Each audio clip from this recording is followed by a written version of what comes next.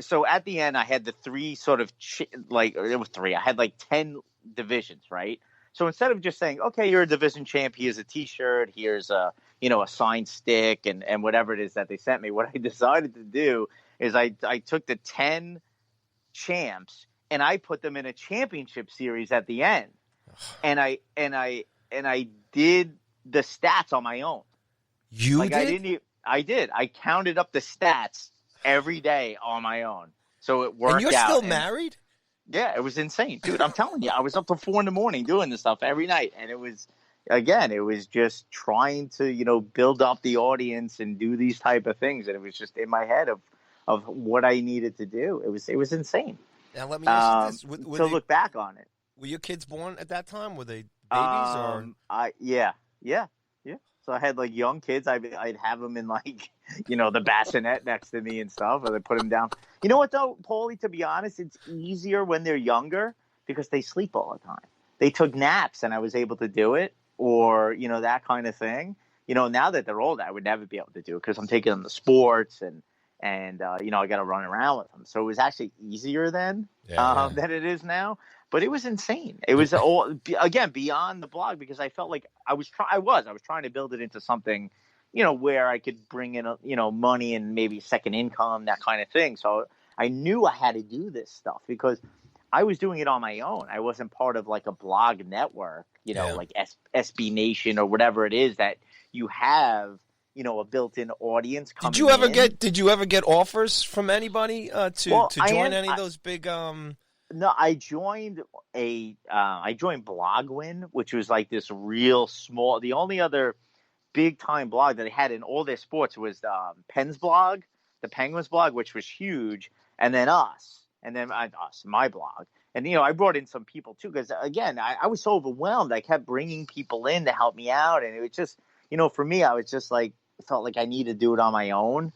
But so I did join, and they were very helpful. Actually, I made a lot. I wouldn't say a lot of money, but I made more money once I joined them because they did all the advertising. Gotcha. Yeah. So they were buying the advertising. I was getting more because I was bringing in an audience, so they were able to sell it based on the audience that I had. So they were good. But the guy would tell me, he's like, you're just coming. He's like, you're doing more for us than we're doing for you. It's not like they had a built-in audience. He's like, we have no audience. Yeah. But he's like, you're bringing stuff into our blog network. He's like, we're not doing, we're not helping you other than that I was getting money. I used to fight with them all the time. I mean, they were great and really helped me out and whatever, but I used to fight with them all the time. So yeah, I mean, it was, just an independent blog network. It's a lot of work. I mean, if you're trying to build it up, and like you said, you've gone through the trials and tribulations of it, and it's like, okay, let me start a contest. Let me try to get Sean Avery in the All-Star game. And I there's probably so much stuff that I did that I don't even remember because it was so much. I was always thinking beyond just the content, publicizing it, marketing it. How can I market this thing? Where can I go? I would do draft parties. I would go to the Rangers drafting just to be like, hey, come down, let's meet, let's hang out. So I got like sort of a personal connection with the readers that they'd want to come back. So I would do that kind of thing. We do viewing parties and I anything and everything I could think of. And like you said, I had kids, I had a wife, I had a house, I have a mortgage, I got, all this stuff. It was insane. It was absolutely insane. I wasn't sleeping. It was nuts. And back then, Twitter wasn't as big as it is. Facebook wasn't as big as it is now. No, all that stuff like that was I've said it on this podcast. I used to go onto message boards back in the day, and just peddle my stuff, my content. They'd be like, hey, check out my blog and this. I used to go on anything and everything to just get my content out there. You had a hustle, man. It was a hustle back then. It wasn't just, let me put it on Twitter or Instagram and hashtag it. It was, you really had a hustle to get your content out there. And I was in there early, which helped. There wasn't a lot of blogs when I was around. When I started mine, there was only a handful around, which made it easier. Now everybody has a blog, similar to everybody has a podcast. So, it was a lot easier to build an audience. but at the same time harder because you didn't have the social media sites. I remember when I first started Twitter, I would just pop in links, and that was it. I wouldn't talk to anybody. I'd be like, oh, this is just to put on, and I guess people will see it. I have no idea. And then like I would get people who would message me, be like, dude, you need to start talking Rangers. I mean, these were like readers of mine telling me how to use Twitter. Like this was back in like, I'm trying to think, 2009, I think, when I got on. And the crazy thing too back then, because even the teams, they weren't. No, they didn't even know how to use social media back then. They weren't using it at all. You know, I mean, back then, and they were awesome. You know, I used to work with the New York Islanders organization. They didn't know what social media is, Twitter and links and all that other stuff. We were there, you know, before Tavares came in there, and there was nobody in the building. You know, that was really like some really bad times there, you know, but that's before they kind of turned around. It's amazing now to see, and it's not just a team thing, not just the Islanders, but the league and just sports in general now. It is so ridiculously just, you know, you can, because the one thing I want to stick on this too is because like what you were doing, right, as an individual, right, you were creating something that, you know, you gave the fans a chance, and you did. You had to go out and hustle, and you know, something like, hey, you're like waving your hands going, hey, I'm over here. You know, because you can't get this from the team. You can't get this from, you know, 660, you know, WFAN. I got it over here. And then at the time, though, everybody was still just, you know, watching pregame TV shows, the game and postgame shows, and that would be it. And then everybody would call Steve Summers on 660 and rant and rave and all that other stuff. And that was basically New York sports for the longest time before any type of social media came in and blog writing, stuff that you were doing. And, you know, me, I had this, you know, crazy, stupid idea, you know, when I started seeing, you know, let's get into, you know, broadband radio. The podcasting, people used to look at me, they didn't even know what the word was, you know. And here I was, you know, doing, because broadband had just come out, basically, as far as what it is. And, you know, everybody in their house right now, they got, like, you know, 100 MPS and all that stuff. Back then, it was like, it was nothing. Well, we've brought it up on the podcast before. The two of us on that home opener, we were the team wasn't. What year doing was it. that? I don't remember. The two of us were on the blue carpet with no Wi-Fi, trying to use like dial-up Wi-Fi, like and it was like cutting in and out. And I remember people were like, I think Twitter must have been going, because I remember people tweeting me like, "I see you," and it was like cutting out because there was no Wi-Fi. And but we were there on opening night, like reporting, but like the technology wasn't there. The team wasn't there doing that. We were, and we went to, you know, we were at the Flying Puck. That's the bar that was over. That's not. I think it's closed now. We were like trying to interview people in there, but we couldn't get any Wi-Fi in the bar. We were talking to people like opening night in the bar. We were out on the curb in the streets trying to get, you know, data through the, you know, the high-rise buildings, you know. Yeah, the team wasn't doing that. We were doing that, but the technology wasn't there. I remember we were so pissed. We're like, I remember we were talking. We're like, this should be so great, and the technology isn't there for us to do this. And now everybody, you know, like I said, you can't. Oh, yeah. It's just crazy, because just anybody listen back then, me and Kate, we were on the front lines back then. Look at us now. I'm sitting in my basement drinking a White Claw. Like, you know, we missed our opportunity, Paulie. Oh, man. But it's fun, man. And you know, I'm pretty sure we brought this up on the show before, but we told everybody because, you know, fast forward to everything that we're reminiscing on right now.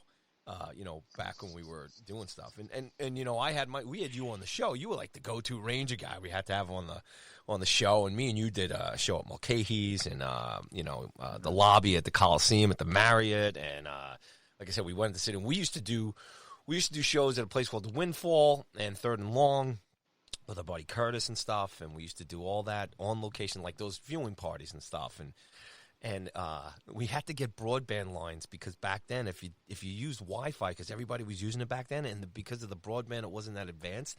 If everybody in the bar was on it, it would break up the feed. So we'd listen to the recordings of the shows afterwards, and it'd be like, "Yeah, Paul, what'd you think about that?" And then the Rangers scored, and you know, it was crazy. But, and I would try to get on beside your show, whoever would have me on a podcast, and like you said, they weren't that big. So I would ask them, like, how many people would you have listening? Everybody would be like, I got like 5 listeners. I'd be like, God damn it. I'd be going on like however many shows because I'm like, I just got to just get on shows so I could promote it on Twitter because people think like I'm like this big blogger because I'm on all these like podcasts. But meanwhile, there was like 3 people listening to them because, nobody knew about them. Nobody knew how to listen, didn't have the Wi-Fi to listen or whatever it was. But I remember, again, beyond the content and the contests and the fantasy football, I'm now on podcasts trying to, market the show and get my name out there to a different audience. It was nuts. Yeah, no, there's no doubt about it. And just trying to, and I think in New York, because like I said, what you were doing too, like I said, the team wasn't doing it back then. None of the teams were doing it. Yeah, I used to. You said you work with the Islanders. I used to email with the Rangers marketing department all the time. Like, why don't you guys do this? And they would get back to me. Oh, it's a pretty good idea. Maybe we should start. I was like, yeah, and we used to deal with Jim Cerny. I know who you work with. Yeah. We used to do when I had the blog and it was me. It was Adam Herman. And we do what was Spreecast? You remember Spreecast? Yep. That was like the and Blog Talk Radio. Yeah, Spreecast was the video platform that they had. And we used to do Spreecast with Jim Cerny. It was opening day. They were in Boston. And we got Cerny to do this Spreecast, this video cast that we, put out to our readers through Twitter and everything else. I mean, the Spreecast was before its time. I'm surprised that didn't make it because it was really good. It was like a live video platform. It was almost like live podcasting, basically. Well, now with Facebook Live, Periscope, and YouTube. Exactly. Yeah, that's it. It was like the first Periscope. I mean, Periscope obviously knocked out, and it would have the boxes. It would be the frame, and you would have the 4 of us. So it would be like me, Herman, and Cerny, and we'd be in there talking to. I don't know if I want to see that. I don't want to see all those faces. Yeah, no, but that was it. I mean, that's what we would use, and again. We'd be breaking up, somebody, the frame would freeze but that's just how it was. Funny to look at because now you could set that up in 2 seconds. I mean, if we wanted to right now, we could just be showing video of ourselves podcasting this. I mean, it'd be pretty boring. Neither of us are wearing clothes, so. That's right. I mean, we both have faces for radio, so, we don't need that, but. It's a trip. But that's like when I called you, last July. I said, hey, you want to do this? I think we both were just kind of like, we're older now. Well, what's great about this is that, really the time you have to put into it isn't as much as, you were doing when you're running an entire sort of podcast network. And myself, when I'm just, I'm putting out content every day, it's once a week. Obviously, you need to stay on top of things, but I'm doing that anyway as a Ranger fan. I'm watching the games. I'm on Twitter interacting with people and seeing the news out there. So it's not like I'm going above and beyond anything I'm really doing. And, I think later on in life, you just sort of enjoy sitting around talking about the team. I mean, we're really not, despite how well the podcast is doing, and I think that just goes to, our charm, the podcast is doing very well, but we're really not marketing it. I mean, like I said, I did all these things with the blog, coming up with all these marketing sort of tactics. We're really not doing any of that. We're just sort of enjoying it, which I think it makes it that much better. Well, you fast forward now to all the technology, right? So we were just going back in time where nobody was really doing it, right? So now you fast forward, everybody's doing it, right? And number one, the teams are doing it. So if you're a fan of the Cowboys or the whoever, the Knicks or whatever, and you want the real, you're going to the team, you're going to the official sites now. They weren't around back then, and they certainly didn't have the content, and people were still reading. A lot of them still do read the local beat writers and stuff like that, and so on and so forth. But today now it's so much content. There's so much access. There's so much dynamic, digital media that's out there. So, for us to kind of do this now in more of a laid-back way and kind of like an armchair type of way, whereas me and you worked our asses off years ago, and now to kind of it's definitely enjoyable. And yes, me and Kevin, we sit back and we see all the downloads and people listening, and maybe what we're hoping is that because there's so much today, that you like to think that you're a little bit of a little bit of breath of fresh air, or something that